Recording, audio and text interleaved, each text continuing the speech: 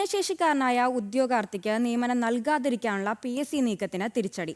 എറണാകുളം ആലുവ സ്വദേശി പ്രസാദിനെതിരായ ഹർജി സുപ്രീം കോടതി തള്ളിയതാണ് PSC നീക്കത്തിന് തിരിച്ചടിയായത്.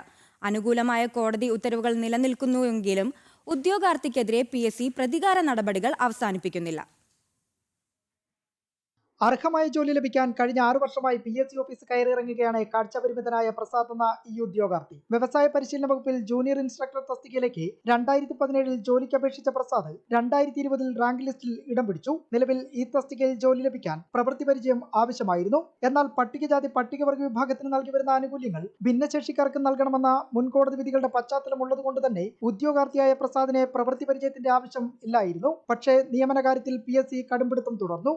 അതിനാൽ സുപ്രീം കോടതിയുടെ വിധികൾ ചൂണ്ടിക്കാട്ടി ഇക്കാര്യത്തിൽ ഇളവ് നൽകണമെന്നാവശ്യപ്പെട്ടായിരുന്നു പ്രസാദ് സർക്കാരിനെയും സമീപിച്ചത്. പിന്നീടുണ്ടായ ദുരിതഫലം ഇങ്ങനെ. കേരള പബ്ലിക് സർവീസ് കമ്മീഷൻ കാഴ്ചപരിമിതരുടെ നിയമനത്തിന്റെ കാര്യത്തിൽ തികച്ചും അനീതിയാണ് കാണിച്ചു വരുന്നത്. Kerala administrative tribunal, Kerala high court എന്നിവയുടെ അനുകൂലമായ ഒരു ഉത്തരവുണ്ടായിട്ട് പോലും അതിനെ കാറ്റിൽ പറത്തിക്കൊണ്ടുള്ള ഒരു സമീപനമാണ് കമ്മീഷന്റെ ഭാഗത്തു നിന്നുണ്ടാകുന്നത്. അനുകൂലമായ കോടതി വിധി നടപ്പിലാക്കി കിട്ടാനാണ് സുപ്രീം കോടതിയെ സമീപിച്ചത്. സുപ്രീം കോടതിയുടെ അനുകൂല വിധി ലഭ്യമായെങ്കിലും PSC പിന്നെയും പ്രസാദിന് നേരെ കൈമലർത്തി. കേരള അഡ്മിനിസ്ട്രേറ്റീവ് ട്രിബ്യൂണലിന്റെ വിധിയും പ്രസാദിനൊപ്പം നിൽക്കുന്നതായിരുന്നു. എന്നാൽ ഇപ്പോൾ പ്രസാദിന് അനുകൂലമായ സുപ്രീം കോടതി വിധി നിലനിൽക്കെ ഈ തസ്തികയിലേക്ക് മറ്റൊരാൾക്ക് PSC അഡ്വൈസ് മെമ്മോ അയക്കുകയും ചെയ്തു.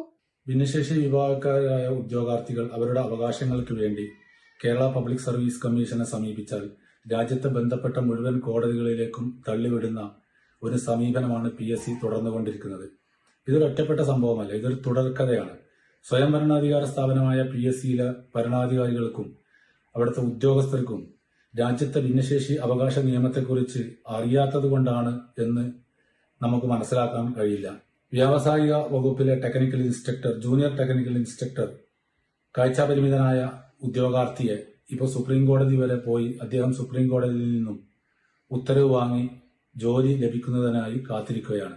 അതേസമയം നിലവിൽ കേസ് നടക്കുന്ന ഘട്ടത്തിൽ ഈ തസ്തിക നികത്താൻ നിയമന നടപടികൾ സ്വീകരിക്കരുതെന്നായിരുന്നു സുപ്രീം കോടതിയുടെ നിർദ്ദേശം. പക്ഷേ ഇതൊന്നും ബാധകമല്ലെന്ന നിലയിൽ തന്നെയാണ് നിയമന കാര്യത്തിൽ PSCയുടെ മുന്നോട്ടു പോക്ക്. ചട്ടങ്ങളും മാനദണ്ഡങ്ങളുമെല്ലാം മറികടന്ന് ബോഡി ബിൽഡർമാരെ ആഭ്യന്തര വകുപ്പിൽ തിരികെ കയറ്റുന്ന ഈ ഘട്ടത്തിലാണ് ഭിന്നശേഷി സൗഹൃദ സംസ്ഥാനമെന്നറിയപ്പെടുന്ന ഈ കേരളത്തിൽ പ്രസാദിനെ പോലുള്ളവർ ഈ ദുരനുഭവം നേരിടുന്നത്. കണ്ണുള്ളവർ തുറന്നു കാണുക.